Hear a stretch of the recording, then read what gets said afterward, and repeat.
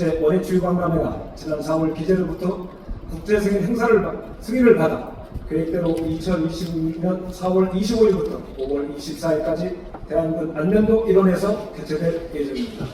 충남도와 태안군은 지난해 5월부터 박람회 준비팀을 구성하여 국제행사 승인, 예산 확보, 조직위원회 출범 등 사전 절차를 철저히 이행하여 박람회 개최를 가능하게 했습니다.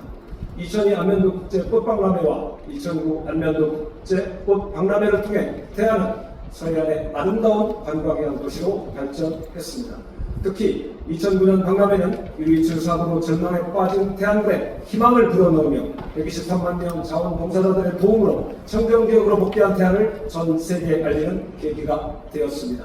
2023년 한국관광공사 데이터넷 분석에 따르면 태안군을 찾은 관광객 수는 1,775만 명에 이르렀으며 이런 태안이 사계절 관광지로 변모하고 있음을 시사합니다.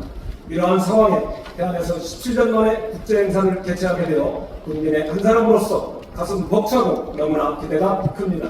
충남도와 태안군이 성공적으로 박람회를 추진할 것이라 믿으며 이를 통해 충남과 태안이 원의 산림 해양자원을 활용한 대한민국 대표 치유산업도시로 도약할 기회가 될 것이라 생각합니다. 이에 본 의원은 몇 가지 꼭 필요한 사항을 제안드리고자 합니다.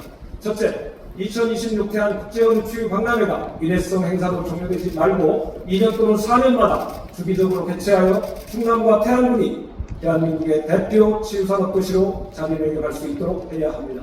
정부에서는 해양치유자원법과 치유농업법, 산림휴양법을 시행하여 국가 차원에서 치유산업의 체계적 육성 및 확산을 위해 노력하고 있습니다. 따라서 충남도에서 이러한 자원을 활용한 치유산업을 지속적으로 추진하여 국민의 건강 증진과 복지 향상에 앞장서야 하며 이를 위해 주기적인 치유 박람회 개최가 꼭 필요합니다.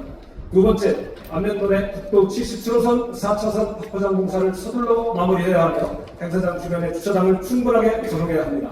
현재 국도 77호선 안면도 구간 약 25km는 2차로여서 주말이나 성수기에 차량 지체가 심각합니다. 과거 꽃박람회 때도 교통체증이 큰 문제였으며 대한민국에서 행사장까지 30분 거리가 3시간 이상 소요된 방문객들의 불편이 심각했습니다. 지금은 안면도와 보령간 연립교와 해저터널 개통으로 일부 해결될 것으로 보이지만 4차로 확장이 돼야만 제대로 효과가 있을 것입니다. 또한 교통체증과 주차 문제로 인해 방문객들이 불편을 겪지 않도록 사전에 조치를 해야 합니다. 세 번째, 태안의 중북부권에서 반려동물과 함께하는 전국 또는 국제 단위의 축제를 개최해 주시기 바랍니다. 반려동물 1000만 가구 시대 태안은 반려동물 친화관광 도시로 도약하고 있으며 반려동물은 치유산업의 중요한 요소입니다.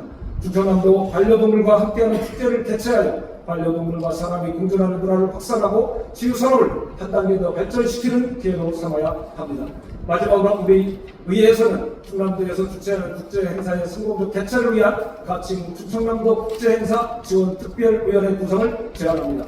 국제행사는 지역은 물론 국가의 신뢰도를 높이고 지속적인 지역 발전에 큰 역할을 하고 있습니다.